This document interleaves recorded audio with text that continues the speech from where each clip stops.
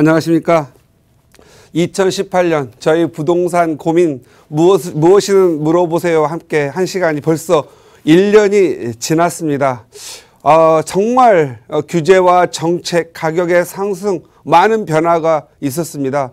저희들이 성심을 다해서 열심히 상담을 해드렸는데 우리 시청자분들에게 많은 도움이 되셨는지 궁금합니다. 앞으로도 저희의 방송은 계속됩니다. 앞으로 2019년에도 열심히 좀 할 테니까 우리 시청자님들도 많은 사랑과 성원 부탁드립니다.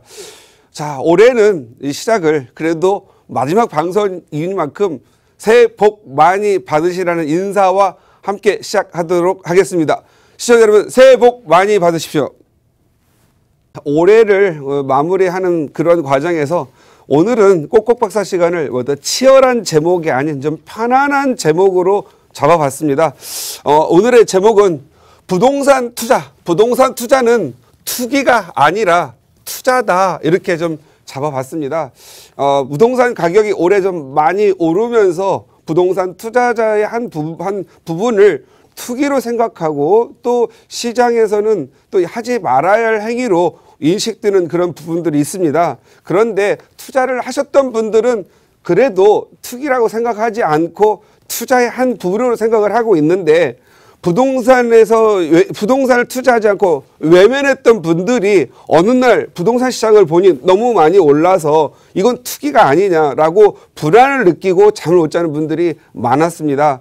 그런데 앞으로 이러한 현상들이 이게 마지막이 아니라 5년 후, 10년 후 계속 될 거라는 겁니다. 그래서 부동산 투자를 하나의 투자의 세계로 보고 건전한 투자의 세계로 가야 하는 그런 부분이 꼭 필요하다. 우리가 부동산 가격이 또 내년에는 조정을 받고 일부 하락은 있을 겁니다. 혹자들은 폭락론자들이 많이 있는데 그것은 폭락이라고 하는 것은 화폐 가치 하락, 또 우리 인류의 생산성을 부정하는 것이 될 것입니다. 아마도 저는 부동산의 가격은 좀 조정은 있을 수 있겠지만 또 규제가 풀리고 나면 또 다시 경제 활성화를 위해서라면 부동산 가격들은 또 상승하게 돼 있다. 그래서 외면하지 않았으면 하는 마음입니다. 그래서 제목을 투자로 좀 봤으면 되겠다 이렇게 봤으면 좋겠는데요. 우리가 보통 보면은 부동산 가격이 시간이 흘러가면서 부동산도 역시 가격이 오르고 내린다라는 부분을 아셔야 됩니다. 부동산 사면 무조건 오르는 것이 아니라 오르는 지역이 있고 또 언제든지 오르내리는 게 아니고 어느 지역은 오르다가 멈추고 또 다시 또 오르는 지역이 있고 어떤 지역은 사자마자 내려서 영구적으로 내리는 지역이 있습니다. 부동산이라고 하는 부분은 결국은 수요와 공급에서 흘러가는 곳이기 때문에 오름과 내림이 있는데 건전하게 오르내림이 이렇게 좀 일관되게 간다라면 투자로 보겠지요.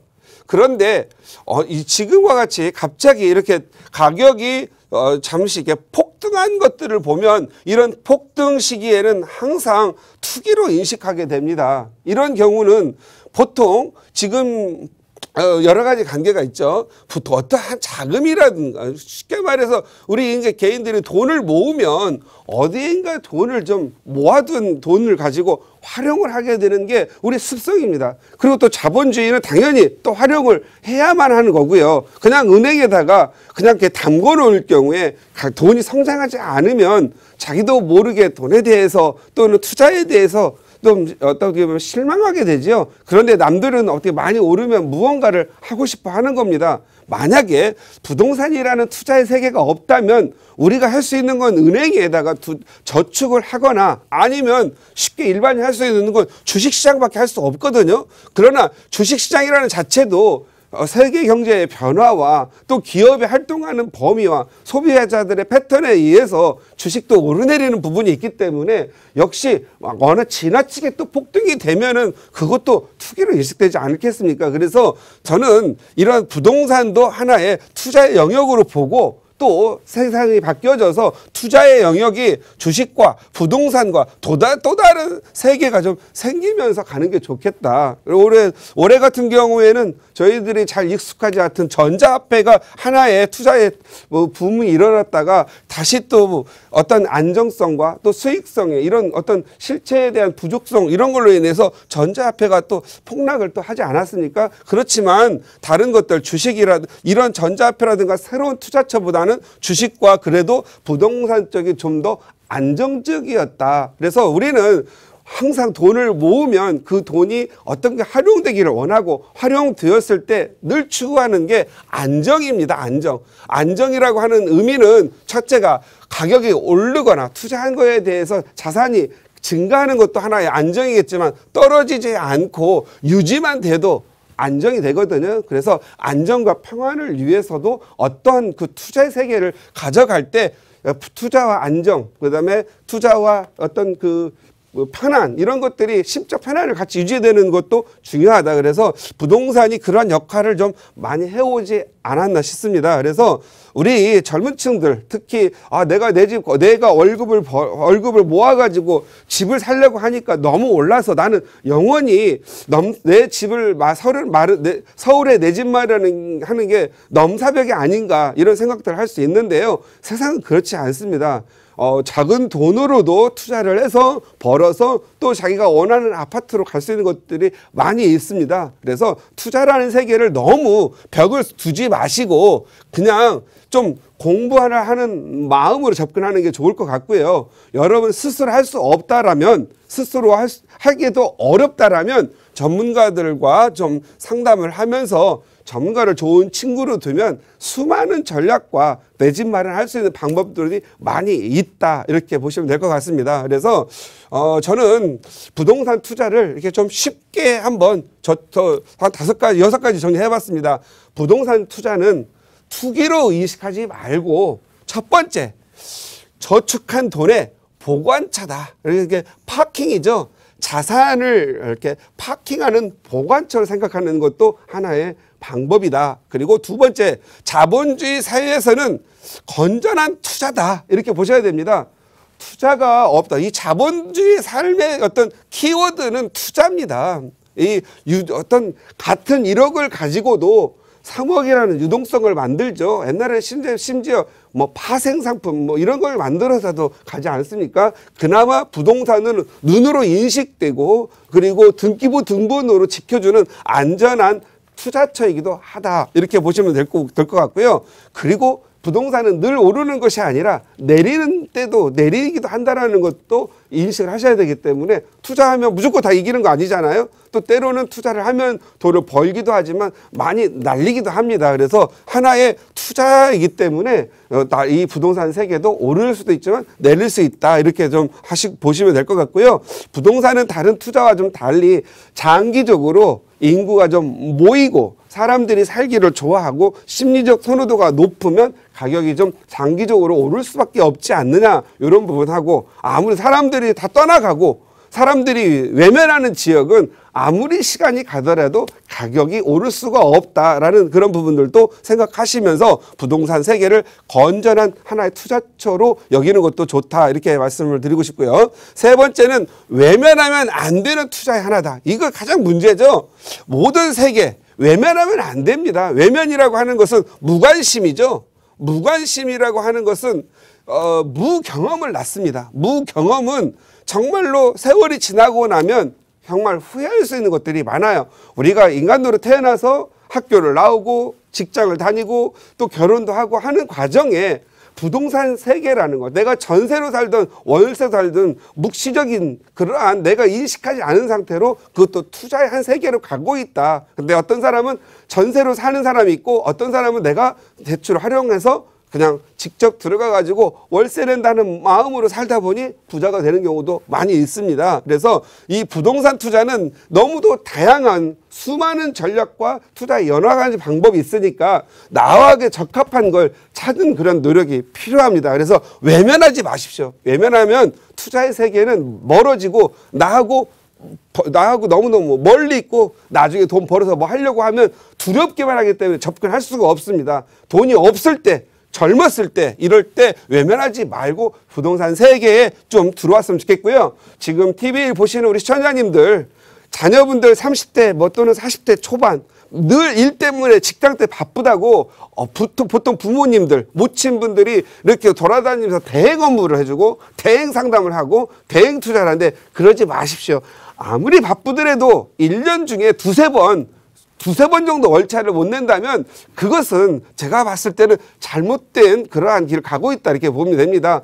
특히 좋은 대학 나와서 실력 있고 좋은 회사 다니는 이런 실력파들이 더 이런 부동산 세계, 투자의 세계에서 잘 모릅니다. 그냥 콩 심으되 콩나고 판다는 것만 생각하지 다른 세계를 못 보거든요. 이렇게 똑똑한 머리를 가지고 투자의 세계도 좀 공부를 해야 되는데 열심히 공부하고 남편 따라서 주지원 가가지고 해외 돌아다니면서 열심히 일해서 땀 흘려서 모아가지고 한국 돌아왔는데 어느 날 봤더니 나만 돈이 없는, 그래서 제가 봤을 때는 그러지 마시고 투자의 세계를 좀 이렇게 한번 이렇게 보면서 머리 좋은 머리로 외면하지 않고 공부만 한다면 어느 순간 나도 부동산 투자에서 성공할 수 있구나, 아니면 좋은 기회를 잡을 수 있구나라는 걸 생각하시면서 외면하지 안 되는 투자를 좀 관심을 가져보라고 자녀분들에게 좀 충고를 해주는 부모님이 좀 됐으면 좋겠다.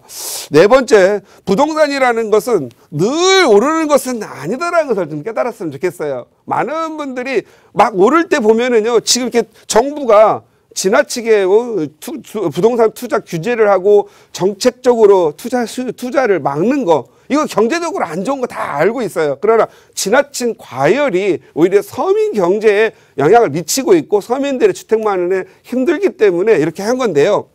이 보면은 늘 오를 때 보면 끝부분에 가가지고 꼭 보면은 뭐 불타는 그 장작불 속에 나방에 들어오도 묻지마 투자하시는 분들이 있거든요. 이런 것보다는 좀 건전하고 편안한 마음으로 내 돈을 보관하는 장소, 그냥 좀 땀 안 흘려가지고 많이 벌려가지고 건전하게 내가 생각하는 생산성, 물가 상승률 이상 정도의 가격만 좀 오르면 좋겠다, 이런 쪽으로 생각을 하시면서 투자를 하면 좋을 것 같은데, 그냥 늘 오른다고 생각을 하고 묻지마 투자하는 부분들 좀 많이 있는데 이것 좀 주의해야 되지 않겠느냐. 그래서 부동산도 오를 때가 있고 내릴 때가 있다라는 거 꼭 아셨으면 좋겠고요. 지금 현재 다섯 번째, 부동산도 수요 공급으로 움직이는 시장이다. 이게 보면은요, 분양시장이라든가 또 어떤 인기 지역, 개발 발표 막 모이면은요, 무조건 묻지마 투자 사람들이 막 몰려듭니다. 그런데 궁극적으로는 수요와 공급에 의해서 궁극적으로는 가격이 결정된다, 이렇게 보시면 돼요. 어떤 개발이 발표가 되면, 아니면 분양이 되고 분양시장 광고 때리면 일시적으로 많이 오르는 것 같지만 막상 입주가 되고 나면 가격이 떨어지거나 시장 가격으로 따라갈 수밖에 없는 것들이 많이 있습니다. 그래서 저는 이 수요와 공급을 잘 좀 체크하면서 했으면 좋겠고, 수요는 교통이라든가 학군, 지역적 편의시설이 늘어나면서 모두가 살고 싶어 하는 지역들은 수요가 늘어날 수밖에 없습니다. 그런 지역은 아무리 공급을 하더라도 수요가 더 늘어날 때 가격이 오를 수밖에 없죠. 그런데 무슨 뭐 GTX니 뭐 KTX니 막 깔아놓고 그냥 멀리 사람도 직장인도 없는 교통만 있고 학군 형성됐는데 그런데 가가지고 막 큰 돈 벌겠다고 막 가는 거 있죠. 공급이 너무 많은 곳들은요, 공급이 다 끝나가가지고 입주가 막 60% 70% 지내도 그 많은 프리미엄 다 없어지고 오히려 역 프리미엄이 발생하는 것들이 많습니다. 그래서 이 공급과 수요의 관계, 지역적 가치의 상승, 이런 것들도 좀 공급하셔가지고 궁극적으로 세월이 흘러가면 수요와 공급에서 움직이는 하나의 시장이다, 이렇게 좀 인식을 했으면 좋겠습니다. 마지막으로 부동산 투자는 세금을 많이 내는 투자 중에 하나다.